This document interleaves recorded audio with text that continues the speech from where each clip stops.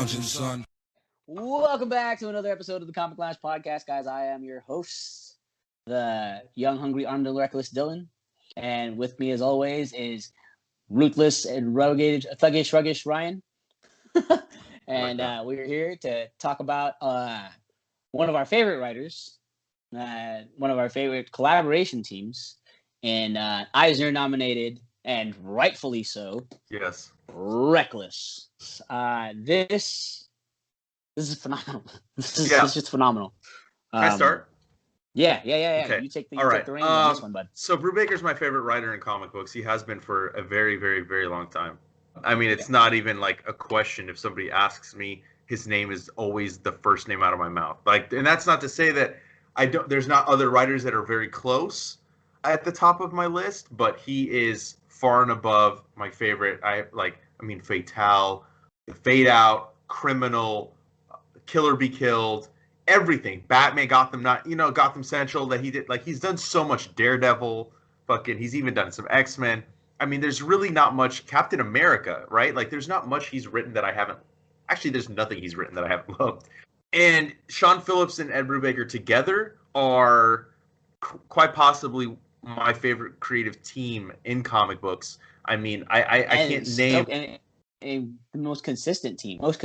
Team. Right. They're always good, always a hit. I mean, I've often said, you could put their name on a book. Don't show me a cover. It could be a blank cover with their names on it. I don't know anything about it, and I'm going to buy it. And that's just the faith I have in them. And I love that they've switched formats. They are now not doing single issues. With their new series, which this is a series of original graphic novels and hardcover, by the way, which I love, with Ethan Reckless as the main character, and they're going to release them like this, which is kind of the equivalent, I would say, of like a whole arc. You know what I mean? Like maybe 5-issue arc. I think that's around the amount of pages.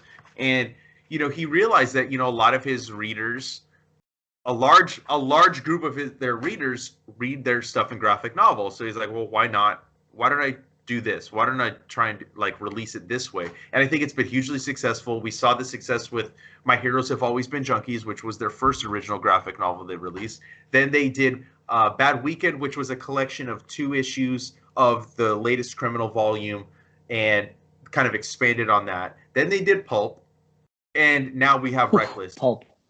Oh. Yeah, another great. Again, we could have talked about that just as easily as we've talked about this. And I think we kind of went back and forth. What do we talk about, Pulp or Reckless? And I'm glad we read Reckless, because this is my second read, and it's they continue to top themselves. How often can you say that? It's like a band. Like, how often do you see bands top themselves, or other musical artists or other film directors that they top their last release? It's not something that happens often. Brubaker and Phillips top themselves every time. When somebody asks me what's my favorite, it's usually whatever I've read recently. That's my favorite Brubaker Phillips. Like, you ask me, now Reckless book 1 is my favorite, but last time you would have asked me, it would have been Reckless book 2. But now that I read this again, I'm like, fuck, this is just phenomenal. His character work, phenomenal. The art, the referencing that Sean Phillips does in with LA, phenomenal. And I find it hard pressed to find anybody that does not like their work, because how can you not? It's so great, and it's it kind of harkens back to old pulp detective kind of novels, right? Where you have that type of character, that type of archetype, but he does it in a way that's kind of fresh and kind of different, new, and he always does that. These aren't like the old see freaking villains you're used to. These are more modern time. These are more modern times antagonists and a modern protagonist. One of my favorite things about this book is the setting. It's California, Los Angeles, which is our home. Yeah, and it's great. I think Sean Phillips really captures the old LA really well. There's a scene where it's just it's Ethan. He's just kind of driving through LA, through the freeways, and through in and around the neighborhoods, and he's kind of showing these just random neighborhoods. But the thing is, growing up in the early '90s, that's what everything kind of looked like. it was still in that transition where it was like, you know, mid-century modern going into what it looks like now.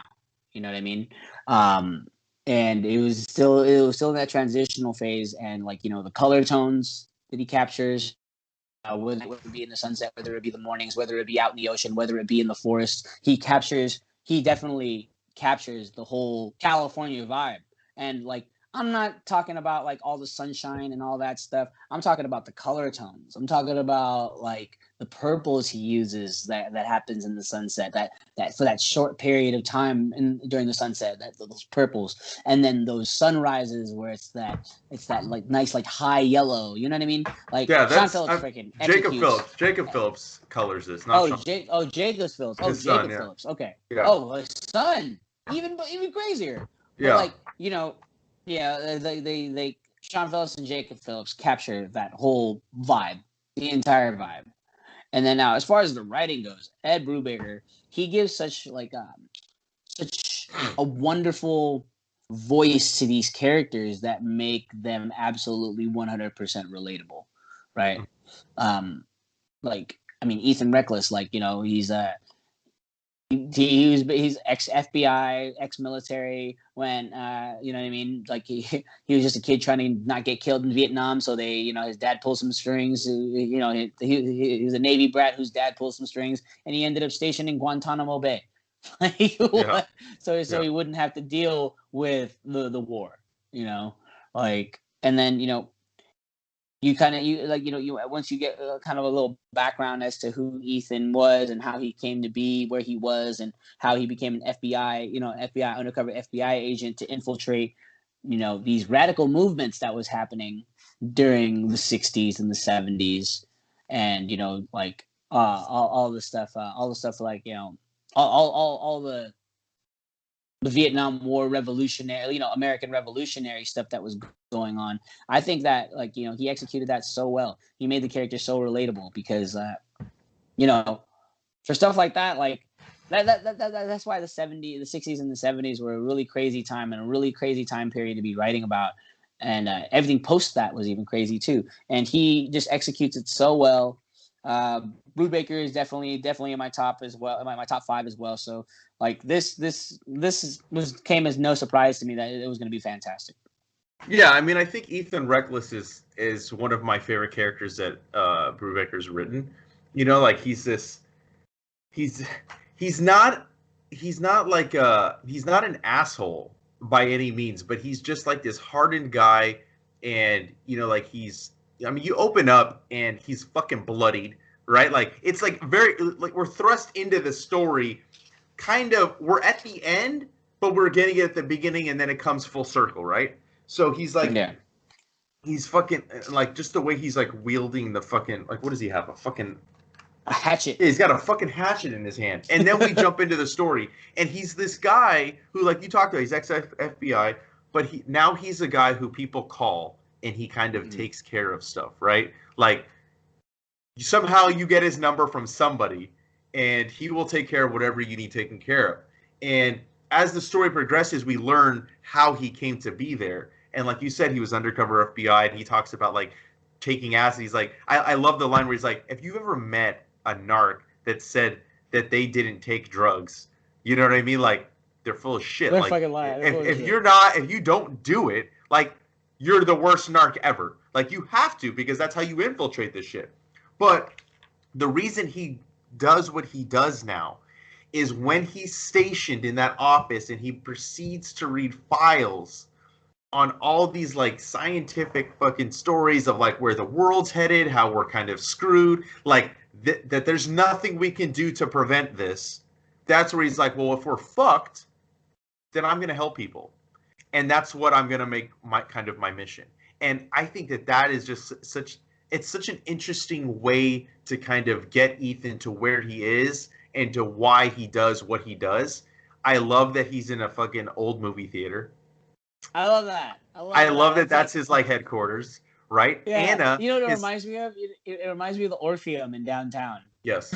like, Yeah. like when they start showing like little panels, it was like, damn, it looks like the fucking Orpheum. I know. Oh, that's crazy. And that's another thing. Like that just looks so LA to me, you know. Yeah. And that his partner Anna, who kind of not his secretary or his assistant, right? I love her. Yeah. She's such a great character, and I remember my initial reaction after reading book one was like, man, I can't wait to fucking learn more about her. And in the second book, we do learn more about her, and she becomes such a great character in the I second haven't one. read the second book yet. I haven't read the Okay, second book yet. I got you. so It's okay, literally sitting on my thing right there. yeah, I'm not gonna ruin anything, but like you just begin to like love her more as a character, and I'm excited to see how she's fleshed out further. But like I love the banter between her and Ethan. You know what I mean? Like when he tries to take the job to kind of to help one of his old flames, which is like the main Yeah. story, right? And she's like, "You're doing this for free. Like, how are we gonna pay the fucking bills?" He's like, and, you know, like basically he tells her like, um, I forgot what he says to her, but oh yeah, it's something else, which is what like she's like constantly trying to get, she's constantly trying to get like her punk like group of friends to like be able to like host that movie, and he's constantly saying no Yeah. because all they're gonna do is trash my fucking place. And then towards the end, when he's like, "Look, if I don't survive this, you can have your fucking You can start screening. And yeah." she's like, oh my God, you think you're going to die? Yeah. So like this story takes twists and turns, man, where like I never fully got what I was gonna expect, and that's a good. Yeah. So No, it like, was great. There was twists and turns and everything. And, you know, the Reckless is a very fitting title and a very fitting last name for Ethan because he went into everything very fucking headstrong without fully thinking about it. But at the same time, like rationale aside, like if I was a person like him in his place, I probably would have done the same thing. yeah, And then but then you know when you come to find out like when everything comes into full bloom of the story and you get the whole fucking flower, like you come to realize that it wasn't what you thought at all.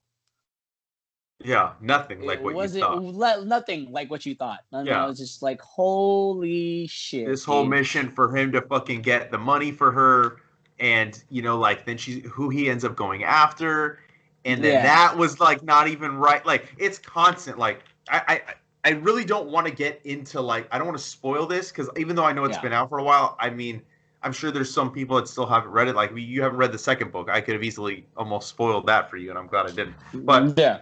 That's um why I said it. I was like, yeah, wait. You're getting yeah. into stuff that I don't know about. No, But stop. but I love, even though he like I said, he like you see him with the hatchet, he's all bloody. Like even though he can do some horrific shit, like you still root for him. And even though he's doing some crazy ass shit to people, and the way he goes about it is very violent, his motives are not like bad. Like he only has good motives, and just having talked to Brubaker about the book and like how much of him growing up in this era and like how much of like these stories, like he pulls stories that are real stories and kind of puts a twist on it, right? And like finding out like that one of the guys that Ethan's going after, like he's a drug runner and he was a part of that like revolution, and like you learn about that guy and that guy's story and like how he was in the Vietnam War and he came back and then he like was part of the revolution, and like you learn a little twist about him too, and like and throughout like his old FBI guys are fucking tracking him down, and That was one of my favorite parts too. Like he's getting driven home and like they're yeah, having a conversation and then he was like, you know what, fuck you guys. You literally just drove me to my home. We haven't spoken in years. You really just drove me to my home and you didn't even ask for directions, not once. Fuck you guys. yeah, Like his uh, old handler, like, yeah, damn, dude. yeah. So Shit is crazy. I love the inner monologue of Ethan Reckless. Like that's always been like, to me, that's always been like the best stuff that Brubaker writes, like of his characters, like the inner monologue, and Yeah. you're able to get into their head. You feel like by the time you're done with the story, you know that character. You know what I Yeah. mean? So like you have such a good understanding of who that character is, what their motivations are, why they do what they do, no matter what story it is, whether it's kill or be killed, whether it's fatale, whether it's the fade out, whether it's criminal, now reckless. Like every single book he writes, he captures that so perfectly. And I mean, it's just crazy. Like there's no signs of him slowing down. There's no signs of him like his writing falling off a cliff. Like I could name you like 3 or 4 writers right now that at one point or another were like A-list writers, and some of the stuff they're putting out now is not, and they're of the same era as Ed Brubaker. Yeah. But he continues to get better. Well, I think a lot of that because he draws from some crazy sources, right? Yeah. I mean, think about Pulp for a second, right? Pulp was one of the best things I've ever read in my life. And it wasn't because it was like a crazy story, but it was just a crazy perspective in a transition of times, right? And this is a crazy perspective in a transition of times because this is like, you know, a lot of, okay, for as crazy as the 80s were, like for the culture, for American culture, for pop culture, for music, for whatever, what have you, for as crazy as it was, that 80s period was legitimately a transition from what it was before and what it was after it, because everything changed after the 80s, whether it be comic books, whether it be movies, whether it be television, whether it be music, everything changed. So like the simple fact that this is like smack dab in the middle of the 80s, and like, you know, and it also portrays the transition of a man, like, you know, going from what he was in the 70s, especially fucking being a former FBI agent, to being this, like, you know, dial hero, because that's what he is. He's a dial hero, and then you know, essentially, and you know, he just portrays that so well, and it's class A writing. It's class A writing. And Sean Phillips' art, dude. I mean, he continues to fucking get better. And like ever since like they got a new, you know, Jacob Phillips started coloring over the work, and they switched from their normal colors to Elizabeth Breitweiser. I think Jacob Phillips has just gotten better too, and pairing with his dad's art has just been like the synergy is just, it's so good, dude. And I like just every time Sean Phillips does a full page splash, I fucking love it. Like with Ethan standing with the hatchet, or when you have what was his, not Wheeler, what was the guy's name that he went after?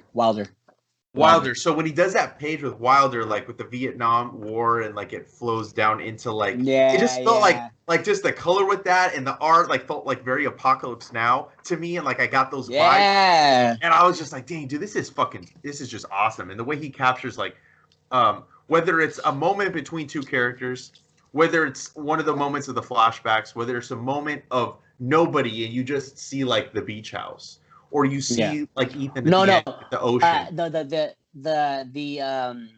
The chapter. Every time there's a new chapter, there's a title, and it's just one solid panel, and it has the title of the chapter. Like, look, with trouble, and it's just the fucking hatchet. Yeah. Right? Or this one too, like this one. Like right? Like I wouldn't really call it work, and it's just the ocean, and then you go down, and it's this girl like skating down Venice. You know what I mean? Like another one where it's just like literally just the outside of a 7-Eleven. Yeah. Like it's fucking. It's like it's those things that's just like so fucking.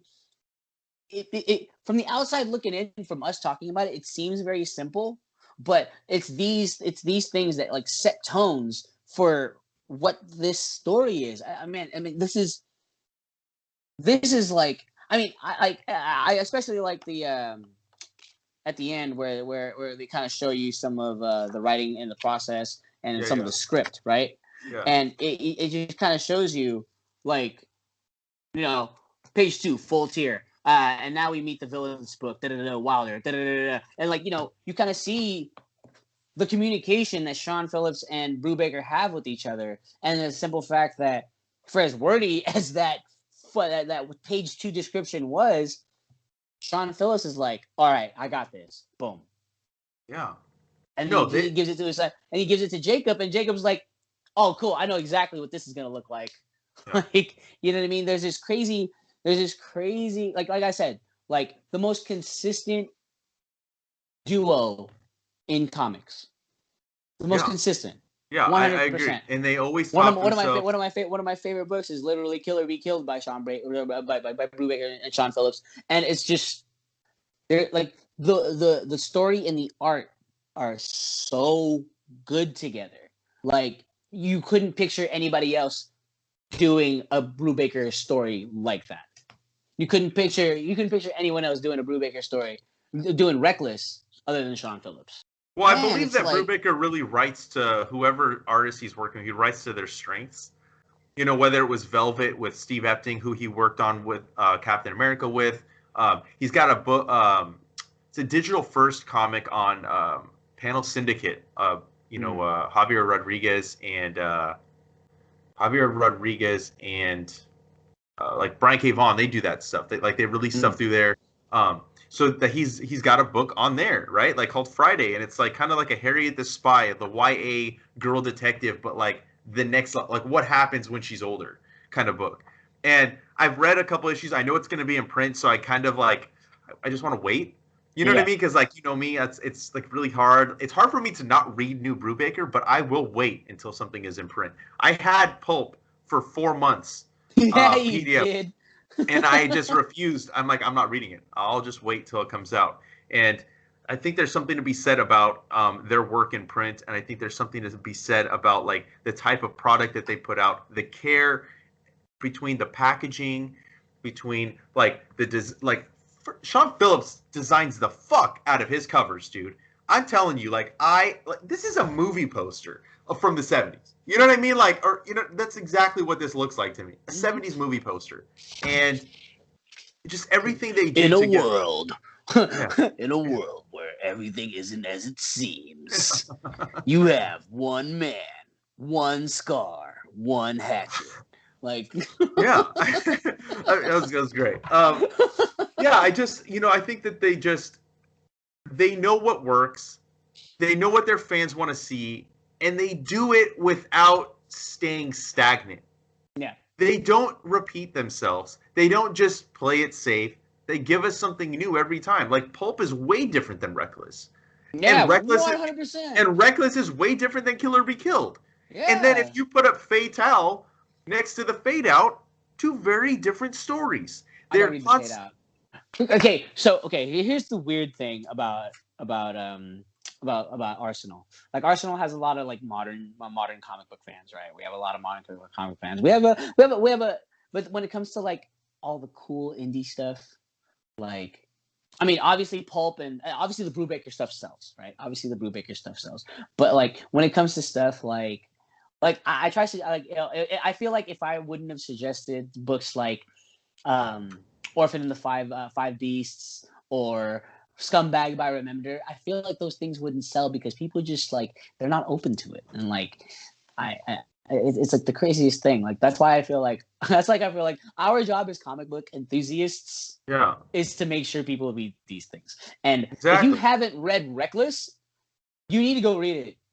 Anything you pick up anything by Brubaker Phillips and you're gonna enjoy it. It's all of it's good. You know what I mean? Yeah. Like Criminal, Incognito, Fatale, Fade Out, Kill or Be Killed, Reckless. Now like I haven't read Sleeper, which is a Wildstorm book that they did together, but it's out of print, so it's hard to find. I can't believe you guys have a Fade Out hardcover. I'm so pissed. But yeah, I think that it's out of print. That's why. Yeah, I mean, what's really sucks. Like that's why I try to get in with a lot of indie stuff early on, so I can get the hardcover because I'm sitting. I have that Descender hardcover book. I can't get them anymore now. Yeah, I can't get book 2. Now I just feel like a fucking a total fucking tool. You do. I gave Ari all my trades. Now I'm gonna have to buy them all back from the store. Because I can't get the goddamn hardcovers, and I ordered them. I ordered 1 and 2 like 6 months ago, and I know I'm not going to get them because they're out of print. Yeah. You know, so yeah, I think it took me 3 months to get book 1. Yeah, yeah, it's ridiculous. Yeah, it's ridiculous. So yeah, Brubaker Phillips. If you see their fucking hardcovers, if you like hardcovers, pick them up immediately. These ones, I think that even like, I think they're going to be released hardcover and then softcover. I think that's kind of the route they're going to go. At least that's what they did with Pulp. I don't know if they're going to do that with the Reckless series. Maybe they won't. But yeah, I think that you can't go wrong with anything that they do. I think they're constantly getting, like, they just top themselves. Like I said, they're always getting better, more polished. And that's not to say that their last book wasn't as polished. I mean, it's always a 10 to me every time I read one of their books. So, I mean, yeah, I think that I can't really get much more into the story because, like, this is something that you don't want to ruin. You don't want to have it ruined. I say that a lot. Like, you have to experience this stuff, and it's not me trying to, like, not analyze stuff better. I just don't want to ruin it for anybody if you haven't read it, and I don't want to assume that anybody watching this has read it, because sometimes I will watch a video or read a review of something I haven't read yet just because I'm on the fence about it and I want to see what somebody says. And I feel like we've done a good job of talking about the story, talking about the characters without really spoiling too much of the plot.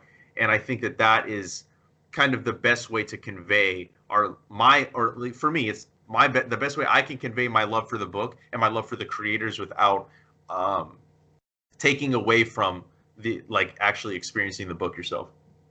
Yeah, no, I 100% agree. Like, for books like this, for books like this that literally surround itself in mystery, it has to remain mysterious until you open that book.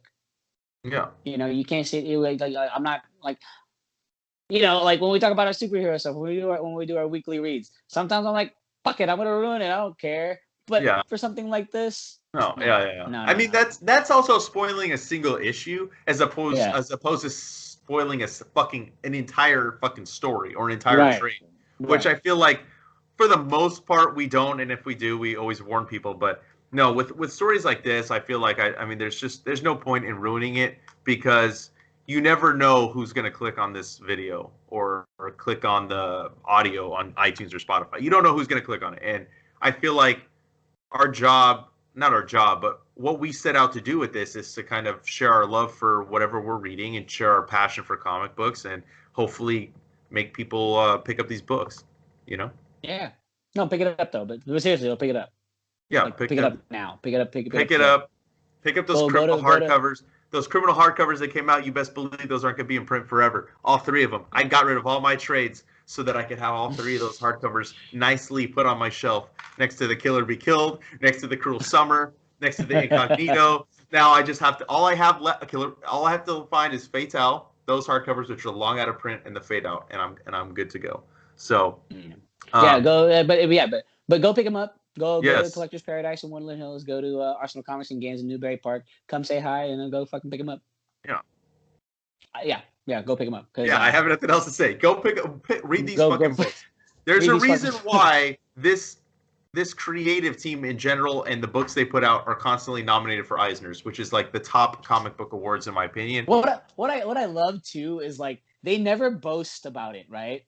Like, they never boast about the Eisners. No. Right? Like, because they've been nominated multiple times. It's no secret that they've been nominated multiple times. You best believe that, like, if a Brubaker book comes out that year, it's gonna be somewhere on the Eisner list. But in nowhere in this book does it brag or boast about Eisner. They don't use that. They don't use that, like, for anything. No, they just get quotes from people like Joe Hill, Damon Lindelof, and Patton Oswalt. Yeah. You know, they just get quotes like this is, you know, and it's fantastic. I feel like they don't even care about these awards. They just want to put out good quality stories. Yeah. And at the end of the day, like, isn't that what you do it for? You're not doing it for the awards. You're doing it for the love of comics. You're doing it for comics. And that's what's amazing too, is like Brubaker has dabbled in television and film, but he still keeps giving us these good comics, dude. And that's what I love. Like, he loves the comic book medium. And even though he probably makes more from other stuff, he still delivers top-notch work every time and still continues to put out comic books on a consistent basis. And I can't say that for a lot of people that have kind of done both, right? Like, there's a lot of good writers from the era when Brubaker was coming up that are either not putting stuff out or are putting stuff out in such a sporadic way that it's upsetting to me as a fan. But You can't go wrong. Yeah. Like, I mean, I just keep saying it, but Brubaker I feel like whenever Brubaker like talks to anyone about a story, he's like, okay, yeah, so I got this story. Whoever he's talking to, he's like, stop right there, done, let's do it. Yeah. It's like, we don't need to hear the rest. I mean, you realize that nobody else has ever gotten an exclusive at Image Comics to do whatever the fuck they want to do, except Brubaker and Phillips. They're the only creative team that got that. And I remember when that happened, they were doing their own convention a few years ago, and they announced it there. Brubaker and Phillips have an exclusive deal with us to put out whatever books they want in this time frame. They have the go ahead. Nobody else, man. And that's a testament to their work. That's a testament to the quality of work they put out, and that every that says story a lot. That says a lot about, especially with Image. Yeah. You know what I mean? Image has a very strong reputation to put out these magnificent books, magnificent stories with fantastic characters. That's why I don't refer it as the big two anymore. It's the big three, because it's like DC, Marvel, Image. Like, you know what I mean? Like, and I'm not going so far as to say that Image Comics is like DC or Marvel in a way, because they're their own separate entity and they do their own thing, and they have been for 30 years, right? But like, they're big in a regard of popularity, of their impact on the comic world. That's why I consider them the big three. Like, you have all these other publishers. They're on their way. Boom, IDW. Like, some of them just needs to get away from like some of the franchise titles that they have, and start taking more risks. Because Image took a lot of risks in the 90s, and some of them paid off, some of them didn't. And like now in this new wave of Image Comics, it's like, dude, it's a hit to someone. Even if we might not like it, it's a hit to somebody. Right. I agree. And there have been comics that I was like, why are they putting this out? Like, I constantly roll my eyes at stuff Image does, but you know what? Like, that goes back to what we've said multiple times too, is that there's a story for everybody, and maybe it's not for you, but it's for somebody else, and that's what comic books is. And I think that I agree. Image but Brubaker, on the other hand, I feel like it's essential reading. Yeah, I feel like universally, how do you not like this? But I don't know. Like, if you like fucking Captain America and Brubaker's Captain America, you're gonna love his other shit. Yeah. Oh wait, you liked Winter Soldier? That's Brubaker there. Yeah, so Brubaker. Yeah, I highly recommend anything by this creative team. This was a 10 out of 10. That's all I have, because I'm just going to continue to just gush over how much I love them if we just keep talking. So go pick up the book. And if you're not already following us, make sure you follow us on Facebook, Twitter, and Instagram at The Comic Lounge. Dylan at The Dillbot on Instagram. Dillbot is dope on Twitter. Make sure you like, follow, subscribe to the YouTube channel. Hit that bell icon so you're notified every time a new video goes up. And in case I haven't mentioned this, I probably should have said this. We are on iTunes, Spotify, and Podbean as well if you want to listen to this on audio. And on that note, we're out. Later, buds.